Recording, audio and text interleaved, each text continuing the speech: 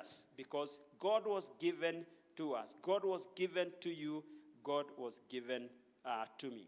So we are talking about this event, and it is what actually came to now be the Holy Communion that we celebrate from time. For us, Presbyterian mostly, we have it once in a month. Catholic have it all the time. They have a mass, which is good if it is possible, because it reminds us of that great sacrifice that Jesus Christ did for us. And I was drawing few lessons that we can learn from this Passover. We don't call it exactly Passover, but it came. And I think today it was a very good example, because in Jesus' time, this one, it is actually called the Last Supper, because they ate together. Yes, most of us, we were on the other side, and we were eating together. And then they ate together, and towards the end, Jesus Christ broke the bread. The only difference is for them, they did not change the venue.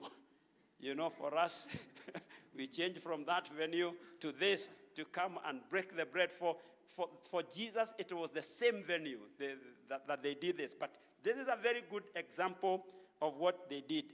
And there are some few lessons that I was learning from this. And one of them, we are saying we need to be prepared. We need to be prepared. If you read Luke chapter 22, it was actually read to us. Verse 8 is saying, and he sent Peter and John, saying, go and prepare the Passover for us, that we may eat. Verse 12, he goes on to say, then he will show you a large furnished upper room. There make ready. Some translation would say prepare. And verse 13 says, so they went and found it just as he had said to them, and they prepared the Passover. Yes, Jesus Christ did not want to take his disciples to a place that had not been prepared.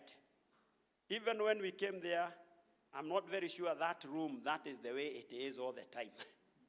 Yes, it had been prepared for this particular, this particular service, this particular fellowship with round tables.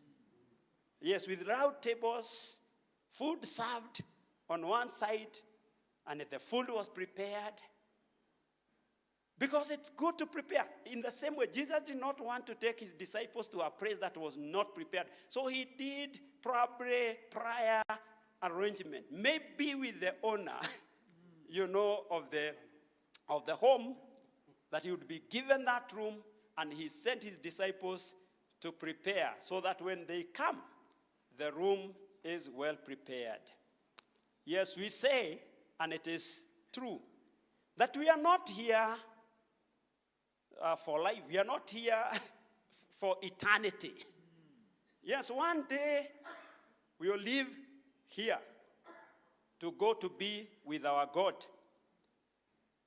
And this doesn't work that the oldest will necessarily go first.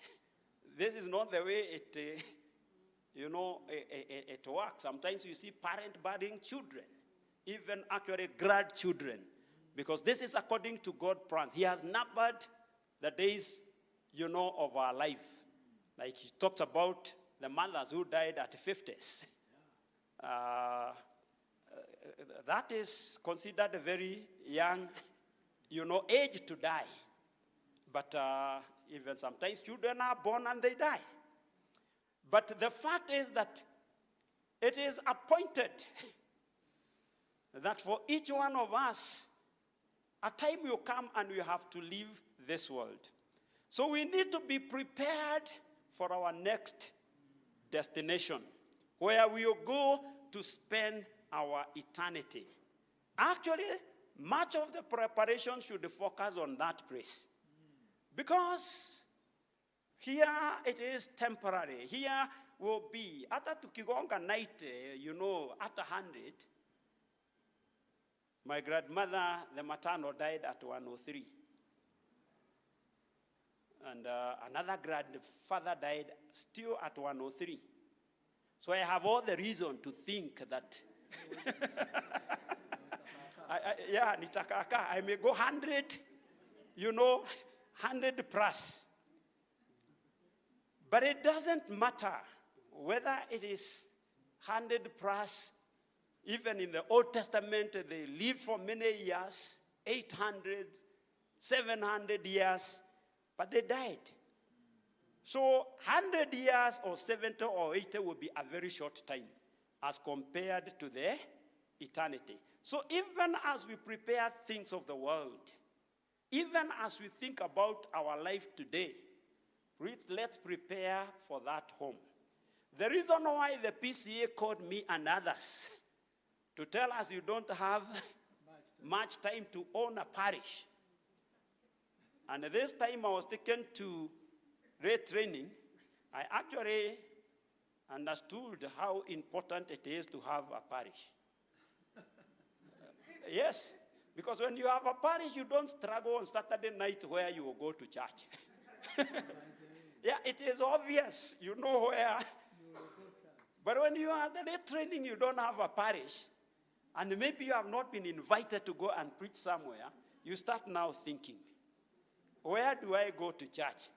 I cannot go to Guashi. I live around that place all the time because the minister probably may be intimidated if he sees me there so I must go to other places. So I said, Kumbe, it is important to own a parish because you don't struggle on Saturday night. So let's prepare as that day. So we are told you don't have much time. They wait until the last month. And you are told now next month, you are not reporting. There is no salary. And this kind of things. If you live in a church house, thank God I don't live in a church house, prepare to vacate the house. So we are told before, and I think probably many employers do that. For my wife, who is a teacher, every pay slip that comes, she must be told the year, she will retire.